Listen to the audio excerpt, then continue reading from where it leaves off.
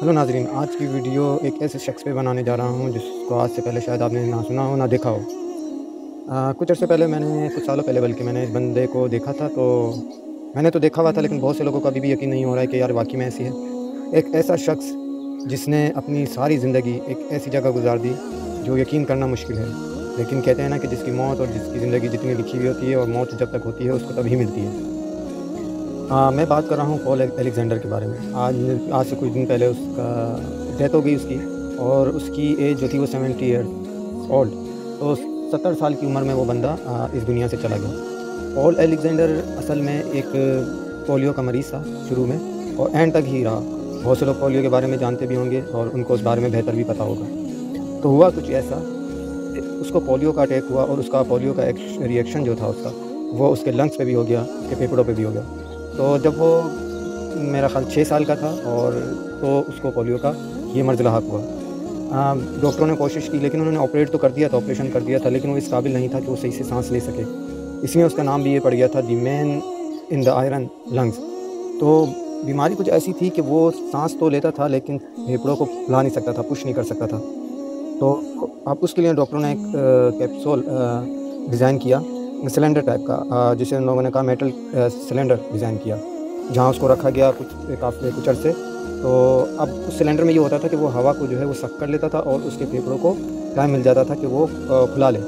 शुरू में तो इसकी मदद से उसको ये मसला उसका हल हो गया कि वो ऑक्सीजन ले सकता था, लेकिन उस टाइम वैक्सीन भी नहीं बनी थी पोलियो की।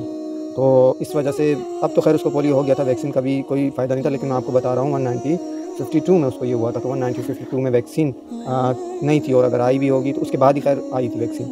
तो खैर उसको ऑपरेट करने के बाद उसको, जब मैंने आपको बताया कि उसको सारा मसला ये हुआ, तो देन उसके बाद हुआ क्या? उसके बाद ये हुआ कि कुछ अरसे में उसने खुद ही यूज़्ड टू हो गया वो ऑक्सीजन लेने के लिए, और ऑक्सीजन कैसे, वो अपने फेफड़ों को पुश करना सीख गया। तो लेकिन उस कैप्सूल की हेल्प उसको काफ़ी हद तक चाहिए थी। उसके बगैर वो नहीं कर सकता था, क्योंकि ज़ाहिर-सी बात है एक डिसेबल बंदा है, तो वो इतना अच्छा नहीं कर सकता था।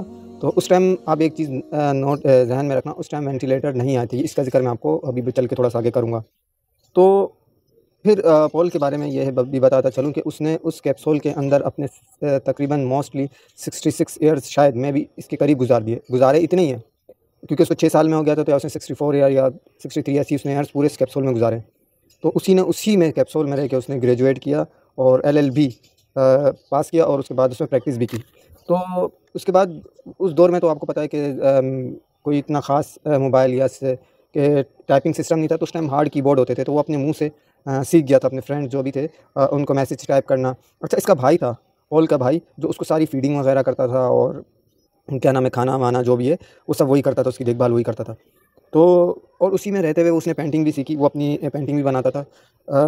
फिर ऐसा हुआ कि वेंटिलेटर की इजाद हुई। डॉक्टरों ने उनको एडवाइस दिया कि आप जो है वेंटिलेटर पे आ सकते हैं, लेकिन अलेक्जेंडर ने उसको मना कर दिया, क्योंकि उसने कहा कि मैं इसको यूज़ कर सकता हूँ और मैं ईज़िली इसको अब यूज़ टू हो गया, अब मुझे आदत पड़ गई है, अब क्या मैंने इसमें इतने साल लेके गुज़ार दिया वेंटिलेटर पे जाऊँ। अब बहुत से लोगों ने वेंटिलेटर भी देखा होगा, वेंटिलेटर के थ्रू किस तरह ऑक्सीजन पास की जाती है, ये दी जाती है। तो कहने का मकसद ये था, एक छोटी-सी मेरी वीडियो थी, लेकिन इसका मैसेज ये था कि अगर हमें कोई बोल दे कि आपने 1 साल के लिए इस रूम में अपने रूम में गुज़ार देना है, तो हमारे लिए कितना मुश्किल होगा।